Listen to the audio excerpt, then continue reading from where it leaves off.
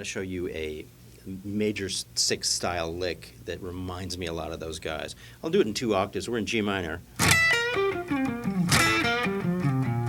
Break it down really, really slowly. What this lick does is it starts on the 6th note of the scale. And if we start here in G minor, our 3rd finger on the 3rd string, 12th fret, G note, and we walk up the scale. 1, 2, 3, 4, 5, 6. That's why it's called a 6th note, because it's the 6th note in the G minor scale. I'll do it one more time.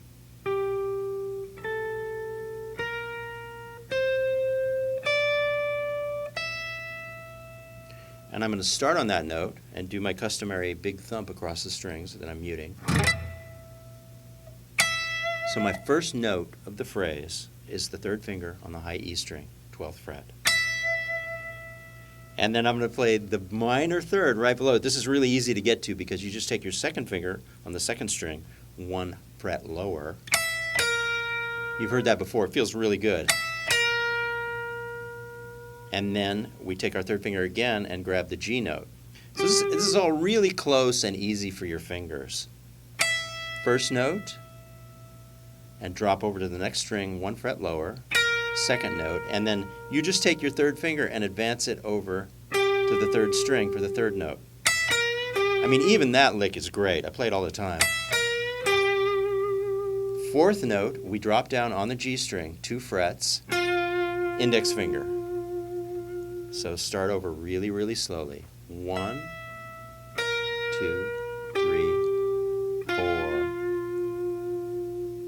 And then what I do on the next string, I kind of hit with my 3rd finger, I hit the 4th string on the 12th fret, but I don't stay there very long. I do a slide down. So the minute I hit this note, I hit it and I slide down.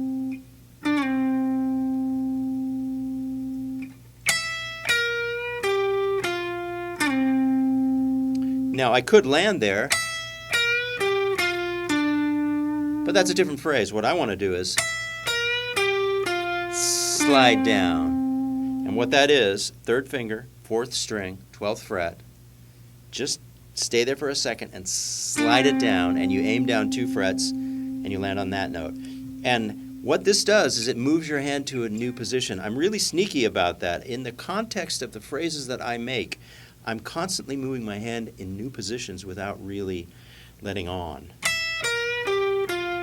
All of a sudden my hand's in a new position and I have all these new notes available because I've slid down in the middle of a phrase. So slide down, go down 2 frets. We're going from the C note to the B flat note. You don't have to worry about that. You just want to know that you're going down 2 frets.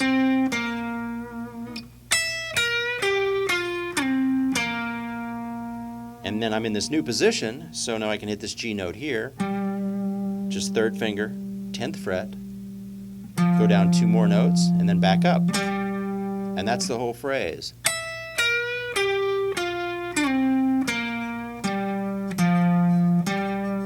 So it's all basically G minor pentatonic, except for this one snazzy 6th note that kind of adds all the interest and spice to it.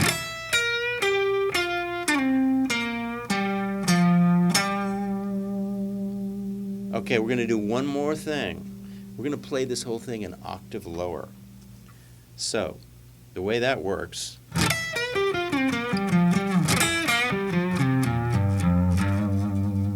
it's a whole different position for your hand just because of the way the guitar works, and I don't know exactly why, but it does. Okay, I'm going to start it, same notes, an octave lower. I'm on the 2nd string, 5th fret, E note, same as up here, same note. It's an octave lower. And then my next note is here, 3 frets up on the 3rd string with your index finger. My next note is here, the anchor G note. Now you can start to see the pattern in your mind. It's kind of the same at this point. And then we slide down, 3rd finger, 5th string, 5th fret, We do that same slide down. It's a bit more of a stretch because the distances are greater because you're lower on the neck.